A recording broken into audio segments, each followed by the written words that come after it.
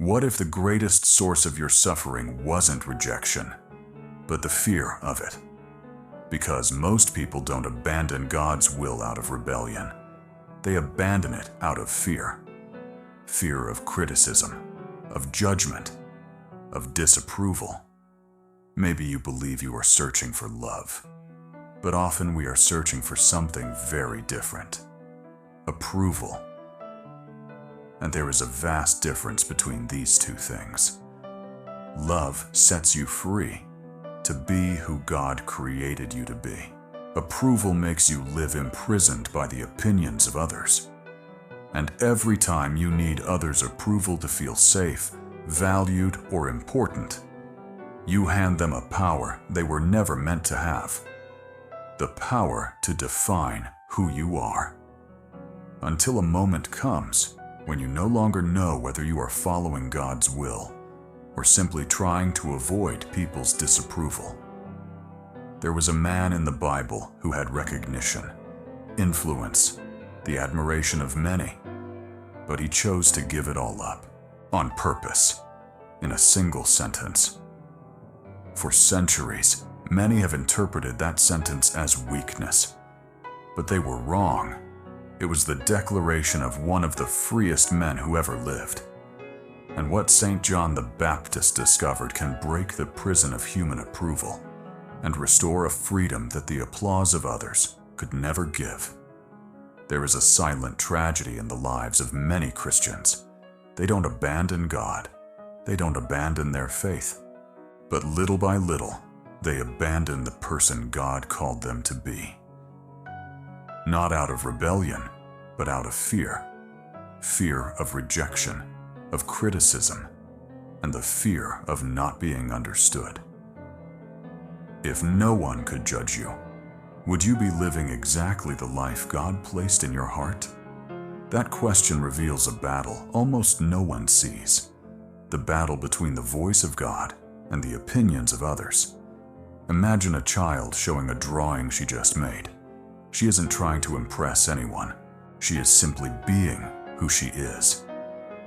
Then someone laughs, compares, criticizes. The drawing is forgotten, but the message remains. Maybe I need to change who I am to be accepted. And without realizing it, we carry that idea into adult life. We begin to hide our convictions, avoid disapproval, adapt our behavior, until something strange happens. We spend so much time listening to the opinions of others that we no longer clearly recognize the direction God is showing us. Because the prison of approval doesn't begin when someone rejects you. It begins when the fear of rejection starts deciding for you. And this leads us to the next question. Why does approval hold such power over us? The truth is, no one is born wanting to be rejected. From childhood, we learn that acceptance means safety, that belonging means protection. We were created by God to live in relationship. That is why rejection hurts so much. It touches something deeply human. The problem is not in desiring love. The problem begins when we seek in people what we were meant to receive from God: worth, security, identity. Maybe you have felt this already. A criticism that stayed in your mind for days. A rejection that was never fully forgotten. A negative opinion that felt stronger than dozens of compliments. Because the need for approval makes a silent promise. It says, when people accept you, you will finally be at peace. But that promise is never fulfilled, because there will always be someone who doesn't understand your choices, especially when you decide to follow what God placed in your heart. This is why so many Christians live exhausted, not because they stopped loving God, but because they are trying to find in people something only God can sustain. And without realizing it, they begin chasing more acceptance, more recognition, more validation. But that is like trying to quench your thirst by drinking seawater. The more you drink, the thirstier you become, until a feeling begins to surface that is hard to explain. You love God, but you feel distant. You feel something is out of place. You feel you are living beneath the life God dreamed for you. And most people don't realize that this feeling has a cause, because there is a hidden price in the pursuit of approval, and that is exactly the price we are going to uncover now. What are we losing while we try to be accepted? Perhaps the better question is a different one. What are we negotiating away? Because the need for approval rarely demands great sacrifices. It works through small trades. You trade sincerity for acceptance. You trade courage for safety. You trade conviction for approval. At first, it seems small, almost nothing. But imagine a navigator adjusting his course by just 1 degree. A single degree. In the first minutes, the difference is imperceptible. But after many miles, he ends up at a completely different destination. Life works the same way. A small concession today, another tomorrow, another the following week. Until one day you look back and realize you are not just far from who you wanted to be. You are far from who God called you to be. And the most frightening part is that this can happen without any great sin, without any great rebellion, without any dramatic decision. Only through the silent repetition of one question: what will people think? Because every time the opinion of others speaks louder than God's will, something inside us bends. Perhaps a conviction of faith, perhaps a dream from the Lord, perhaps a decision God was asking you to make. And then we realize something painful. The greatest loss in the need for approval is not rejection. It is all that we never lived in order to avoid it. And it is exactly here that this story stops being only emotional and begins to become spiritual. Because there is something the need for approval tries to steal above all else. It is not your happiness or your reputation, but your obedience to God. And perhaps the most dangerous part is that this almost never happens all at once. Most people don't abandon God's will out of rebellion. They abandon it out of fear. Fear of rejection, of criticism, or of being misunderstood by others. And that is exactly where this battle stops being emotional and becomes spiritual. Before he spoke the sentence that would make him known, St. John the Baptist went through a test, and perhaps it was the greatest test of his life.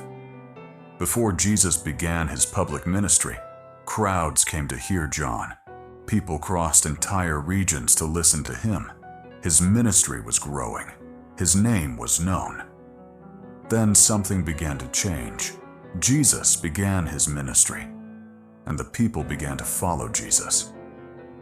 John's disciples noticed this immediately, and they grew concerned. They came to him and said, "Rabbi, the one who was with you on the other side of the Jordan is baptizing, and everyone is going to him." It is a striking scene, because the disciples' concern was not spiritual. It was human. In practice, they were saying, "John, you are losing the crowds. You are losing relevance. The people are leaving." And here a question emerges that reveals the heart of any person. What happens when you stop receiving the attention you used to receive? Because it is easy to feel secure when we are admired. The hard part is remaining secure when the applause fades. But John answered in a way his disciples did not expect. A person cannot receive even one thing unless it is given him from heaven. John understood something they had not yet grasped. His worth did not come from the crowds, nor from social recognition. His identity did not come from the approval of others. Everything came from God. And when someone truly understands this, they don't need to compete or to compare themselves. They do not need to fight desperately to hold others' attention. It was that freedom that allowed St. John to say a sentence that has crossed the centuries. A sentence that sounds like loss to anyone who lives chasing approval. But that, in truth, is one of the greatest declarations of spiritual freedom ever recorded.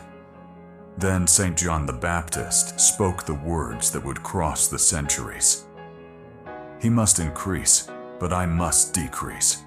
Many people hear that sentence and imagine humility. Others imagine loss. Some even see weakness.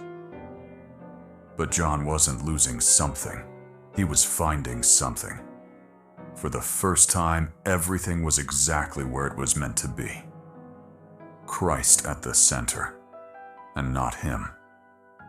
That is the detail almost everyone misses. The prison of approval begins when we try to occupy a place that was never ours. The place where we seek identity, worth, security, meaning. John had already discovered that these things did not come from the crowds, nor from the applause, nor from the admiration of others. They came from God. That is why he did not fall into despair when he lost attention, because his life did not revolve around himself. It revolved around Christ. And perhaps that is exactly why the need for approval makes us suffer so much. Because it places our ego at the center, while the gospel invites us to place Christ at the center. And when Christ takes the place that belongs to him, the opinion of others begins to lose the power it once held over us. Perhaps the real problem with the need for approval has never been the suffering it causes. Perhaps the greater problem is what it keeps us from living. Because in the end, the issue is not only emotional, it is spiritual.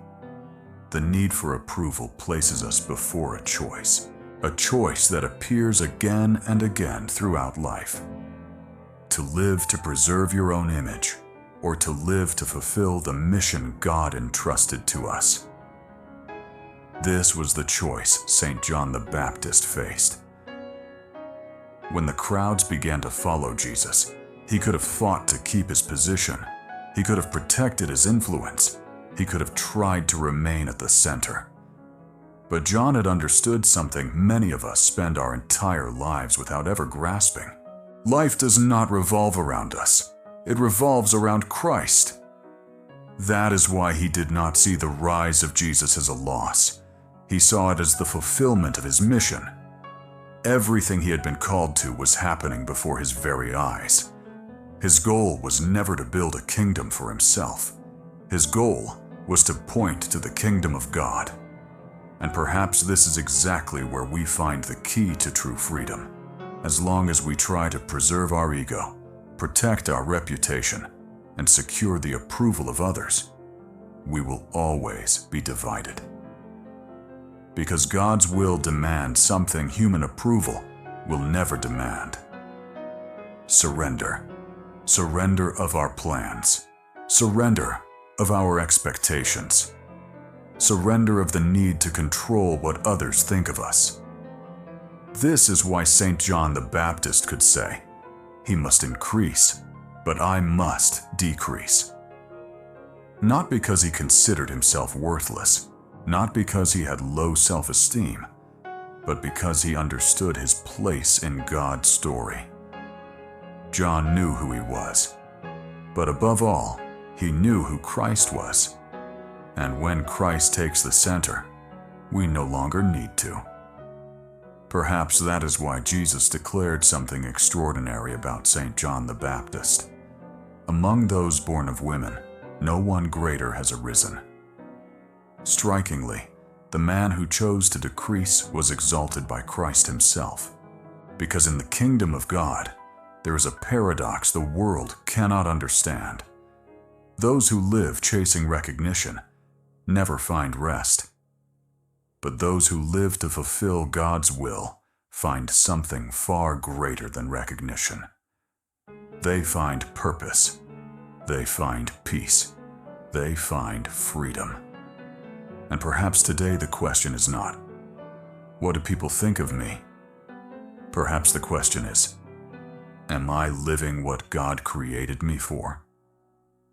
Because one day the applause will end, opinions will change, recognition will disappear, but the will of God will still stand. And when all this passes, the only thing that will truly matter will be this: did I live to protect my image, or did I live to fulfill my mission? Because when He takes the place that belongs to Him, the applause loses its shine, criticism loses part of its force, and the need for approval begins to lose its chains.